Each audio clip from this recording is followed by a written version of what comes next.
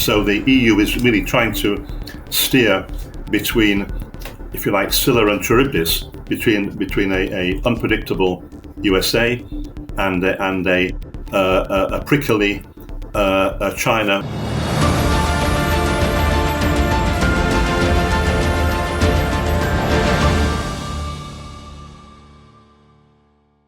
The European Commission President Ursula von der Leyen has said, and I quote, "The EU will make its own decisions."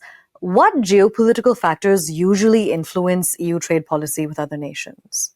Well, as I said, traditionally the European Commission likes to keep trade away from geopolitical tensions and pressures. Okay.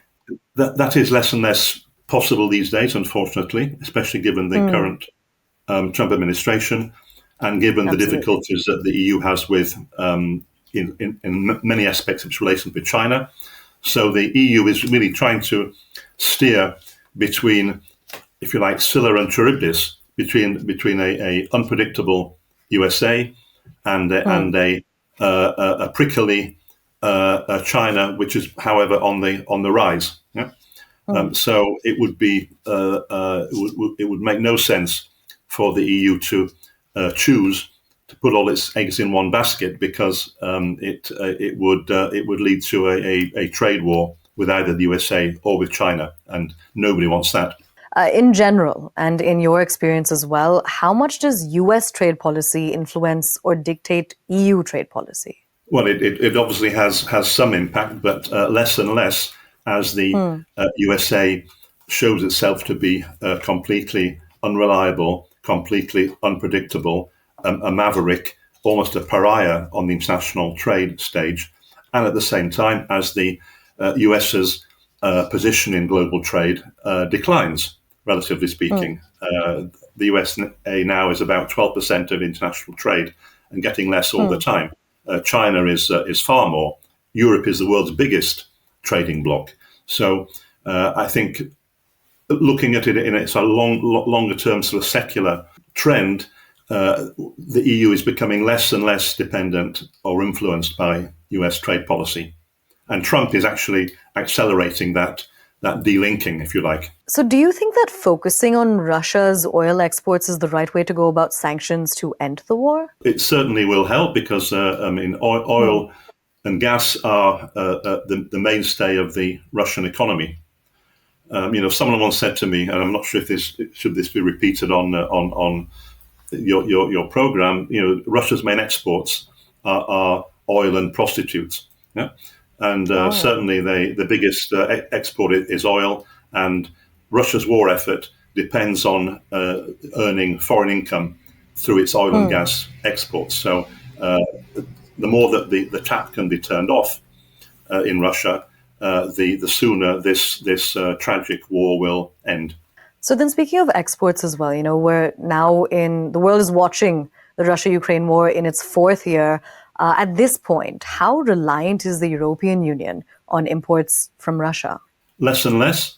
The EU still imports about 18% of its natural gas from Russia, and then some oil, refined oil, which has come via India or other parts of the world.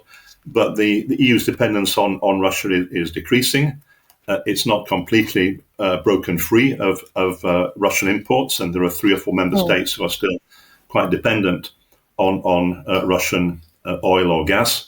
But even irrespective of the war, the EU's policy of a green transition to move to clean energy and away from fossil fuels in itself means, in the medium to long term, an end to imports of Russian oil and gas. So the war has accelerated that green transition, and the sanctions, I think, are perfectly logical in a war situation. Now, speaking of some of the sanctions, some of the key components of Europe's 19th package of sanctions on Russia are, one, a complete ban on imports of Russian liquefied natural gas. This is by January 2027, which is accelerated from the previous 2028 goal. There's also a full transaction ban on more Russian banks, including their subsidiaries and financial operations in third countries. Mm-hmm. How will these decisions impact Europe's economy, and who will Europe rely on for LNG January 2027 onwards? It will have a minor negative impact on the European economy, because it will push up slightly the price of energy, which is already very high in Europe, and it is a brake on European competitiveness. That's the first remark I would make. Secondly, the EU will import more LNG from the United States. In the Turnberry Agreement between Europe and the USA, concluded a few weeks ago in Scotland, the EU made a commitment, not a binding one, but an expectation that it will import over the next 3 years $750 billion of US energy. Yeah? So it will wean itself off the residual Russian imports through that means, and also through homegrown green energy, hydrogen, wind power, water, etc. I mean, Europe is really gearing up to be more energy independent and consuming far fewer fossil fuels. So the two things together, I think, will help. All right, Mr. Clarke, thank you so much for joining us and providing us with all of that crucial insight. My pleasure. It was a pleasure to join you. Thanks to you.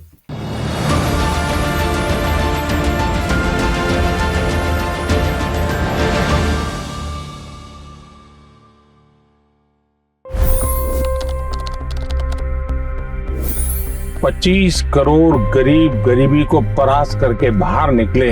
For the good of our nation, let's work together and let's truly make America great again. The fastest news breaks. Requested PM saying that look, you will have to speak to Putin and to Zelensky. The biggest news makers. The relationship with India is probably the most important bilateral relationship the U.S. will have for the rest of this century. The capital delivered quite an election result today. Expert analysis. The million-dollar question today is how to stop this dance of death. Ground reports.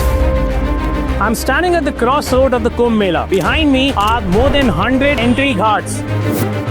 Long-form interviews. Exclusionary politics is reflected in Manipur case as well. You don't bother because this is a small state. Deep dive into burning issues. It's often said DRC could be the richest country in the whole world. It's because of what sits underneath. Why exactly did the US topple the Sheikh Hasina government?